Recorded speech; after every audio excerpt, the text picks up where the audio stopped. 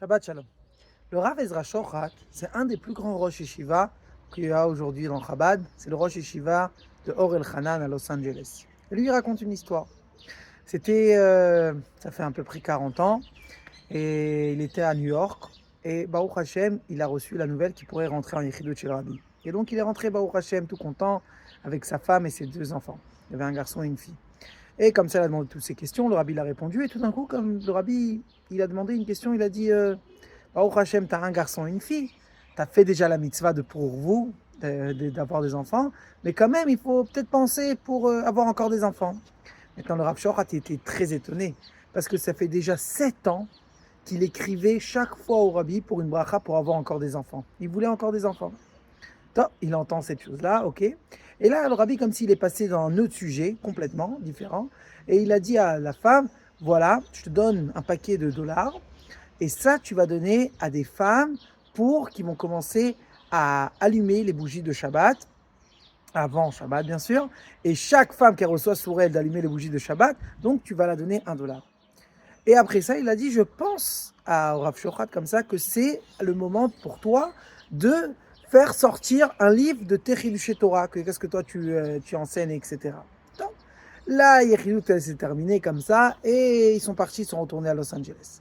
Bien sûr, ils ont reçu comme ça une mission du Rabbi, lui d'écrire ses Chidushé Torah, elle de faire que encore des femmes ils vont allumer les bougies de Shabbat. Donc, ils ont commencé à faire ça avec toutes les forces. Le Rabbi l'a demandé, on fait ça comme il faut.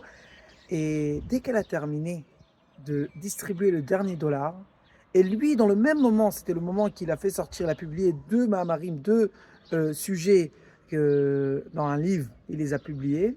Sa femme, elle vient chez lui et dit je pense que je suis rentrée enceinte. Et 1 an plus tard, Baruch Hashem, ils ont reçu 2 filles qui sont nées. Et comme ça, les années y passent, ça passe encore 5 ans, il n'y avait pas d'enfant. Et là, ça arrivait à un moment qu'il a décidé de publier, qu'est-ce que le Rabbi a dit, ça fait déjà 6-7 ans avant ça de publier le livre, de prendre ces 2 mamarim-là, ces 2 articles qu'il a écrits, de les élargir, parce que quand il avait écrit, il a fait ça en vitesse. Là, de écrire ça comme il faut, de rajouter encore, et c'est sorti x5 de qu'est-ce qu'il avait écrit la première fois. Et au moment qu'il a publié le livre, sa femme, elle est venue chez lui 5 ans plus tard. Et elle a dit, Baruch Hashem, je suis tombée encore une fois enceinte. Et 1 an plus tard, encore un enfant, il est né. Et là, il a dit, moi j'avais pensé, je ne me suis pas rendu compte que dans la même Yechidut que le Rabbi m'a parlé pour avoir des enfants et d'écrire les livres et de distribuer les Nirot Shabbat, je n'ai pas compris en fait le lien, qu'il y a un kesher entre un et les 2 autres. Mais à la fin, j'ai vu que le Rabbi m'a dit en fait, quand toi tu vas faire ton Keli, tu vas publier tes livres, Bezrat Hashem, ça va faire emmener la bracha de Hakadosh Baruch Hu, tu vas avoir des enfants. Et si vous voulez, ça c'est dans notre paracha, on voit ce point-là très très très fort. Notre paracha elle commence Vaï Bayom Hashmini Beyom Hakim Moshe et Amishkan. Les Mefarshim ils demandent, c'est dire quoi Vaï Bayom Hashmini? Apparemment on dit que c'était dimanche. Chaque semaine ça se renouvelle. Alors les Mefarshim ils disent non. Le 8e en fait, le 8e jour, ça représente, après les 7, ça arrive le 8. Le 7 ça représente qu'est-ce qui est par rapport à ce monde-là. Le 8, ça représente qu'est-ce qui est au-dessus de ce monde-là. Et en fait, dans le moment qu'on a mis le Mishkan, c'était la présence de Hakadosh Baruch Hu qui s'est dévoilée dans le monde. Donc c'était Bayom Hashmini, c'est pas le 7, c'est pas le premier. On parle ici sur quelque chose qui est au-dessus complètement de la nature. Mais le Rabbi demande la question et il dit, apparemment, si c'est comme ça, alors prends l'appel le 8e. Appelle-le quelque chose d'autre. Ça veut dire, si tu me dis que c'est quelque chose qui n'est pas du tout par rapport à la nature, il est beaucoup au-dessus de là. Donc, pourquoi ça arrive après les 7? Ça veut dire qu'apparemment, il y a un rapport. Alors le Rabbi répond, il dit oui.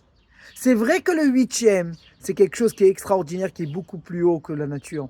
Mais ça arrive après les 7 jours. Après, qu'est-ce que l'homme, il fait son maximum. Après que nous, on a fait, qu'est-ce que nous, on pouvait faire.